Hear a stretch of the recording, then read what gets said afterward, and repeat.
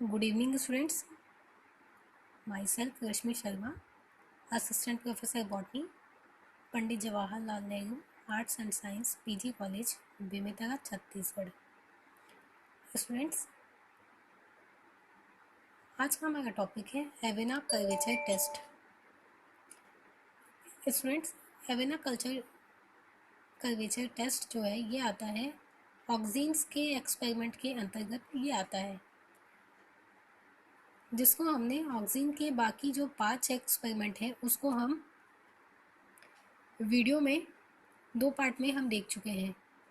And आज जो हमारा है टॉपिक वो इस ऑक्सीन से रिलेटेड वीडियो का 3rd पार्ट है. एंड हम आज देखने वाले हैं एवेना कर्वेचर टेस्ट. तो आइए स्टूडेंट ये स्टार्ट करते हैं Avena curvature test. Avena curvature test, it is a method of bioassay is testing of oxime. The term bioassay used to describe the use of living material to test the effect of known and protective biology active substance. Means oxygen का bioassay test होता है. तो सबसे पहले इसमें oxygen क्या है, एक ऑक्सीन का जो है कर्वेचर टेस्ट है वो हम किससे देखेंगे, बायोएसे टेस्ट के थ्रू देखेंगे. ठीक है, तो इसमें आपको ये पता होना चाहिए कि बायोएसे क्या होता है. बायोएसे कोई लिविंग मटेरियल में किसी अदर लिविंग मटेरियल को ऐड किया जाता है. ठीक है, जिससे उसकी बायोलॉजिकली एक्टिविटी सब्सटेंस के बारे में पता लगाया जा सके या पता लगाया जाता है. इस टेस्ट को बायोएसे टेस्ट कहा जाता है. ठीक है, एंड इस टाइप के टेस्ट को क्या कहा जाता है, एवेना कर्वेचर टेस्ट कहा जाता है.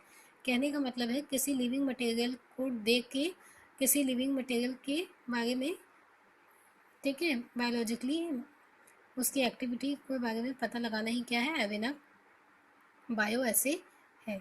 ठीक है, तो अब हम देखते हैं. प्लस इसमें ये भी देखना होता है कि ऑक्सीन का जो पोलार ट्रांसपोर्ट के बारे में, कि कितना ऑक्सीन की मात्रा एक जगह से दूसरी जगह क्या होती है, ट्रांसपोर्ट होती है. ठीक है, तो स्टार्ट करते हैं हम. Principle of Avena curvature test. This test is entirely based on polar transport of oxygen in Avena coleoptile. जैसे कि मैंने अभी बताया, इसमें और प्लस क्या देखना पड़ता है, प्लस इसमें ये भी देखना पड़ता है कि ऑक्सीजन का जो पोलार ट्रांसपोर्ट है के बारे में, कि ऑक्सीजन की जो मात्रा है वो एक जगह से दूसरी जगह जो है वो ट्रांसपोर्ट, वो एक जगह से दूसरी जगह में ट्रांसपोर्ट कितने अमाउंट में होता है या कहाँ होता है. तो आगे देखते हैं हम.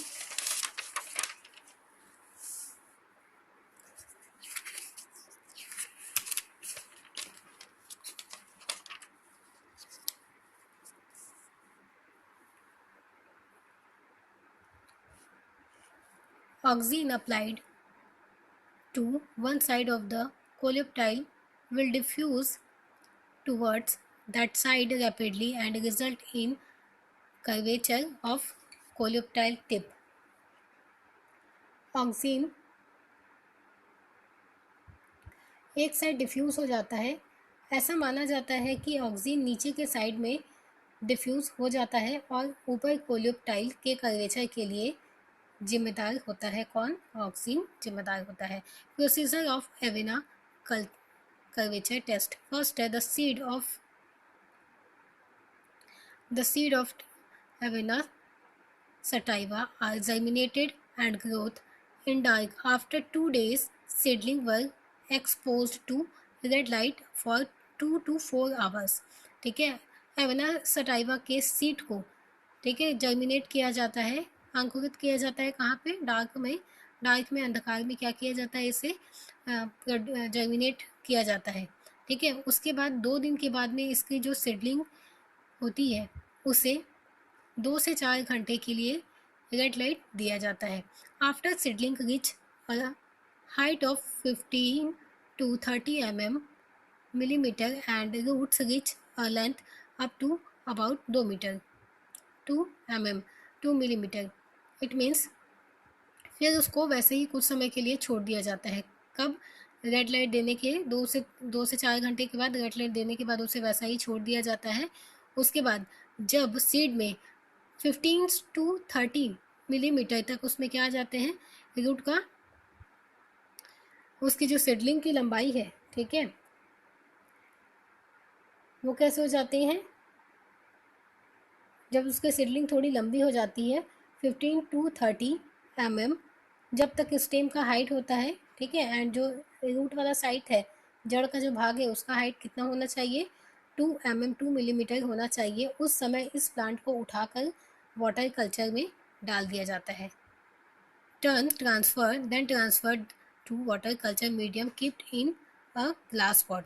उसके बाद उसको क्या किया जाता है, जब स्टेम का साइज हो जाता है 15 to 30 मिलीमीटर एंड रूट का साइज होता है 2 मिलीमीटर, तो उसको वहाँ से उठा के वाटर कल्चर में, ग्लास पॉट में डाल दिया जाता है.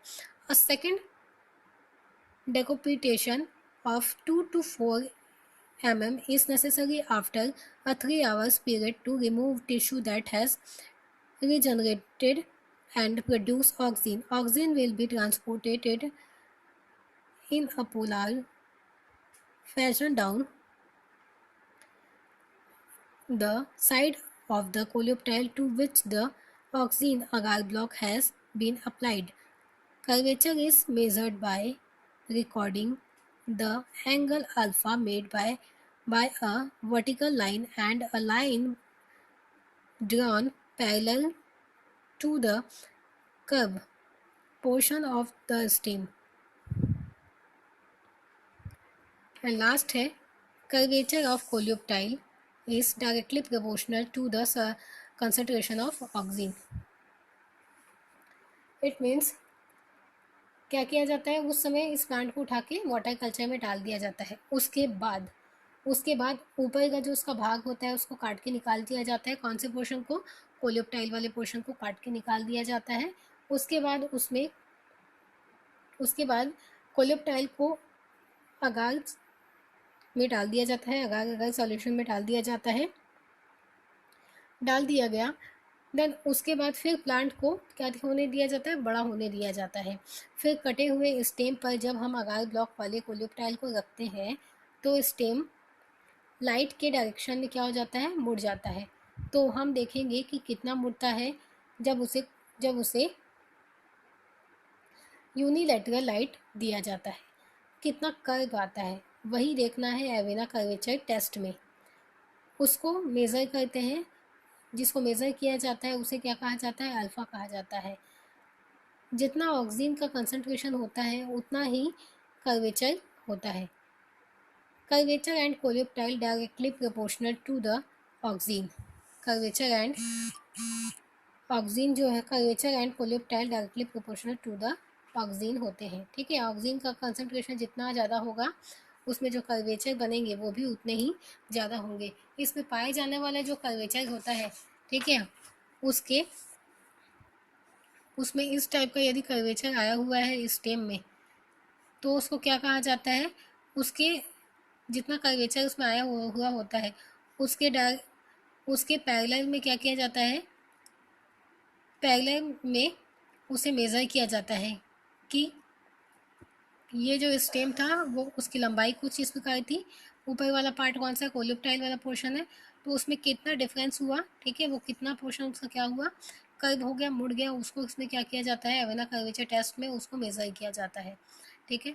तो स्टूडेंट्स यहाँ पे हमारा एवेना कर्वेचर टेस्ट जो है वो कंप्लीट होता है. नेक्स्ट वीडियो में हम इसमें देखेंगे biosynthesis of oxygen. Thank you.